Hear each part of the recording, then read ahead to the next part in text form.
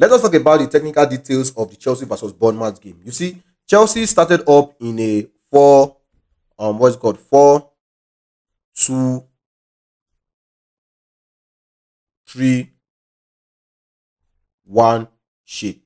Of course, this shape changed during the course of the game, but that was how we started, 4-2-3-1 shape. And Romeo Lavia and Noni Madueke, they were included in this starting 11. Lavia's inclusion actually made sense to me. I mean, I would have been surprised if I did not see Lavia in the starting 11.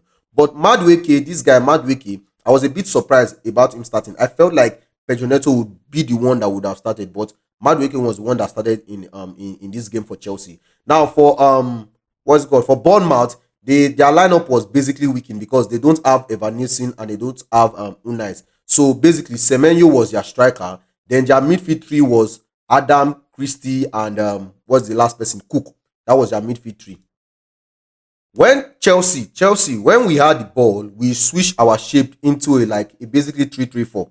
And this was possible because of the way Caicedo was playing. Caicedo was playing as a right back, but he was playing this right back as an inverting role. Because sometimes it would invert whenever we had the ball, it would invert into the midfield. And so Fernandes would push up. So if Caicedo was inverting into the midfield here, it was basically moving from this right back position into the midfield position. It meant that we were not changing into a 3-3-4 because Palmer would then push up and go beside Jackson. Madueke, the right winger, would push up. Sancho, the left winger, would push up. Then Fernandes, like I said, is also pushing higher up. So we're not doing a 3-3-4. That was the shape we were doing when we had possession of the ball. 3-3-4.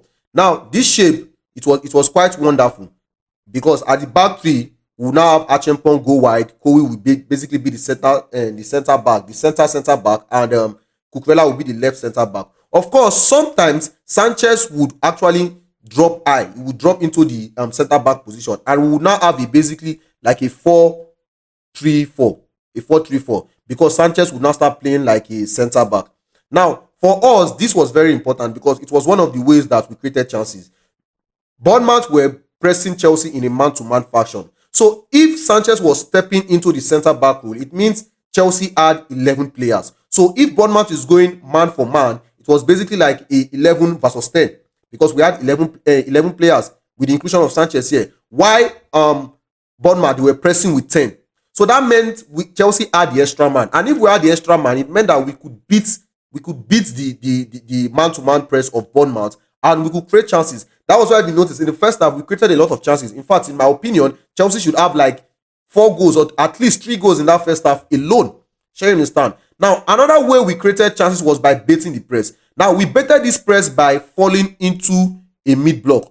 Now, when we fell into the mid block, what happens is basically that this guy Caicedo comes back here. He's no longer playing as the midfield because in the midfield role because we're no longer with the ball. Then Madueke would now drop and play basically like a right back. So it will now basically turn to like a 5-4-1, depending 5-4-1 in the sense that Sancho, the left winger, draws back. Madueke, the right winger, has dropped back into the right back role. Then Palmer also has dropped back. So we're basically like playing like a 5-4-1. So we're betting the press. So if we bet the press, then it means that Bournemouth will follow us. Then if Bournemouth follow us, then we can have spaces to exploit. And that was how the first Chelsea goal came about. Remember Jackson got the ball and Jackson basically cancelled out three players from Bournemouth and he passed to Palmer, who found the back of the net. You see, Bournemouth built up in a 2-4 shape. 2-4 in the sense that these their fullbacks, they were very, very high. They were very, very high. Their fullbacks would push high up the pitch. Then their centre backs would not create a space. Their centre back would go wide. So it was basically a 2-4. That was how they were building up. A 2-4. They were building up in a 2-4, which was very, very excellent because Chelsea did not go man to man. Chelsea were not pressing man to man. Chelsea was pressing in a zona pressing. You know, zona pressing is when you press, you are trying to block passing lane. You are anticipating where the ball will go to and block passing lane. Now, if you know me, you know that I love zona pressing. I prefer zona pressing ahead of man-to-man pressing because I believe man-to-man pressing is stressful. Of course, sometimes I prefer hybrid, but most times I prefer zonal pressing. So then this guy, the goalkeeper, sometimes would drop and become basically the third center back to help create that extra man and all that. Now in response, Jackson and Palmer, they were key because Jackson would be pressing this guy, Palmer would be the right center back, Palmer would be pressing this left center back. But it was not a man-to-man press, like I said. It was just they were just trying to anticipate. They were blocking passing lane and all that. And this would mean that when they were blocking passing lane, everything would try to be forcing Chelsea would try to be forcing the ball to go back to the goalkeeper. And sometimes Fernandez also assisted. It depends because the plan was for Chelsea to push the ball into one side. So sometimes Chelsea will, if the ball, for instance, if the ball is with this guy, if the ball is with this guy, Palmer is one pressing, then Fernandez knows that okay, I am supposed to join press. Fernandez would now be pressing this midfielder. Fernandez and this midfielder will be pressing. Then Madueke comes forward. Madueke is staying close to this fullback that moved high. So basically, it was the idea was to force them to one side. Meanwhile, Lavia will be positioned somewhere around here. So we're basically forcing them to one side of the pitch to win the ball. We did this a countless times, and it worked for us. Like I said, for me, I love the way Chelsea pressed in this game. Now, in the second half, we saw Chelsea concede a very early goal. I think it was 2 minutes into the game. Lavia, this guy here, Lavia was the one who lost the ball, and when he lost the ball, I think was it not Semenyo? Semenyo was one who was in possession with the ball. Semenyo got into the penalty box. Caicedo made a foul, and it was a penalty which what's his name, Kluivert converted. Then in response, I think what we did was we made a substitution. We brought in Reece James and we took out Lavia. Now bringing in Reece James meant that Caicedo was now the DM. Caicedo was playing as basically as the DM. Then Reece James was the one that was now inverting into this from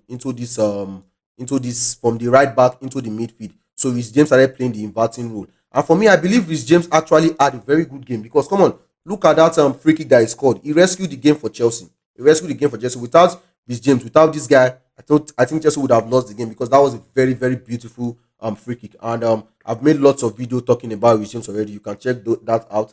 There are videos of that. You see, for me, I feel disappointed because yes, Reece James was one who secured the draw for us, but I feel like it's 2 points. It's 2 points missed because we had this game in our hands. In the first half alone, like I said earlier on, we should have scored at least 3 goals. We should be 3-0 ahead in the first half alone. We missed the chance. We missed a lot of chances. And Jackson was the one who missed a lot of chances. I think he missed 2 clear-cut chances, 2 big chances. So for me, he needs to work on that.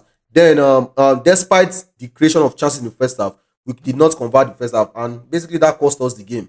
That cost us 2 points because it is 2 points drop, like I said. In the end, Reece James' brilliant free kick was what saved the game. And Maresca's setup was good, to be honest. I believe that Maresca really set up the Chelsea team very, very well. The problem was the execution. The players, they failed to execute. And for me, I see a lot of people blaming Maresca, but I disagree with that because, like I said earlier on, Maresca set up the team very, very well. Set up the team and chances were created. The players could not just convert those chances.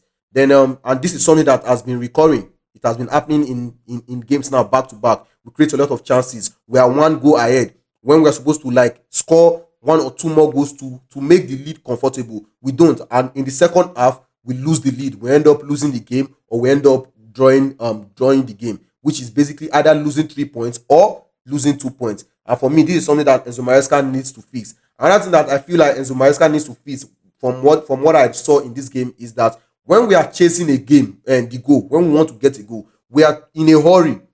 We do things too quickly, and that exposes us to transition.